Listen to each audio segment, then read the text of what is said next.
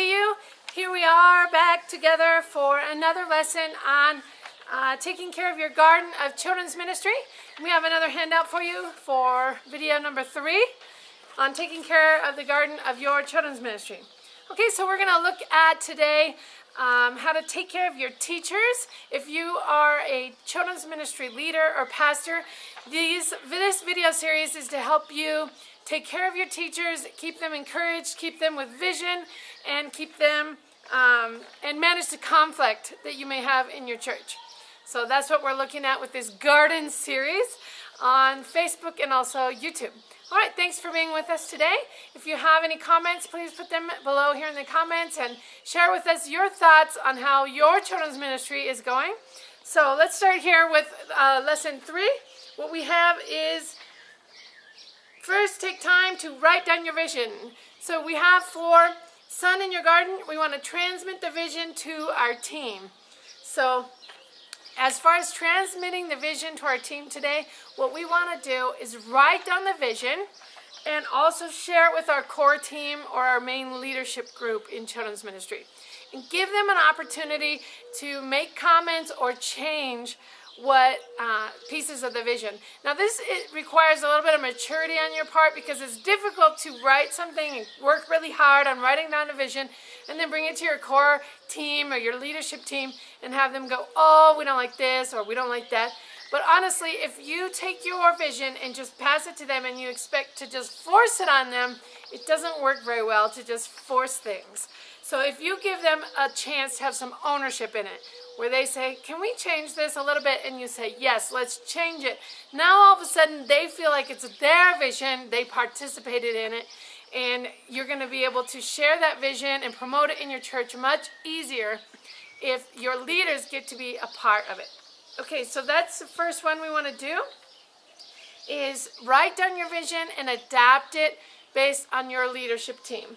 So then you can go public with it. Woohoo!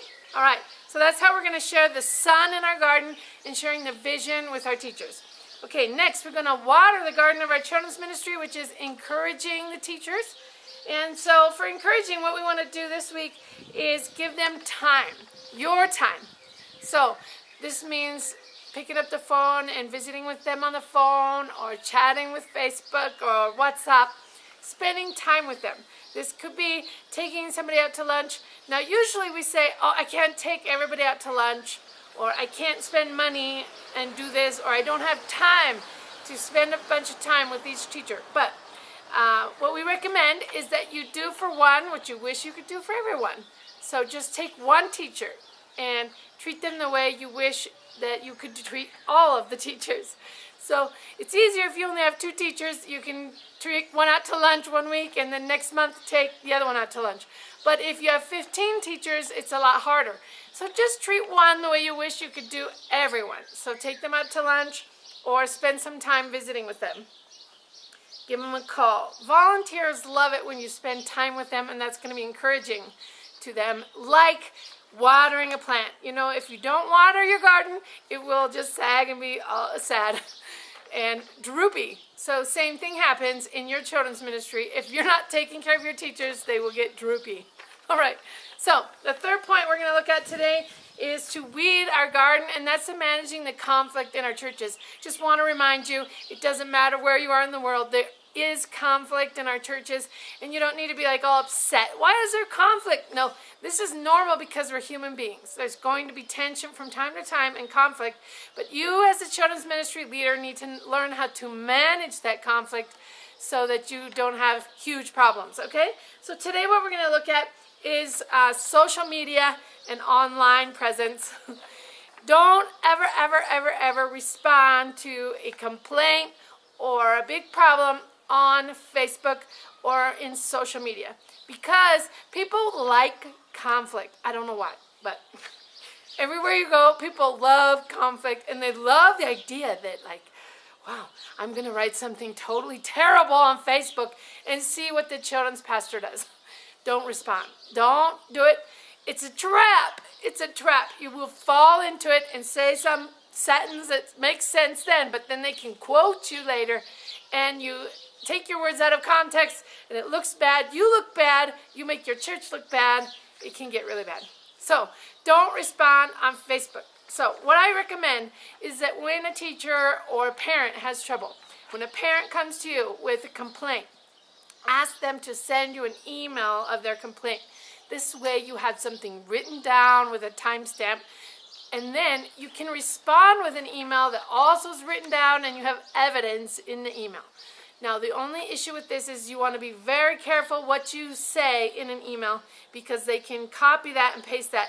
So you want to write your email as though it's going to go public and the whole world will see it. Do not say anything in your email that is not okay to be repeated. So you take care of what you're saying there, and never respond to conflict or problems in your church on Facebook. Okay? So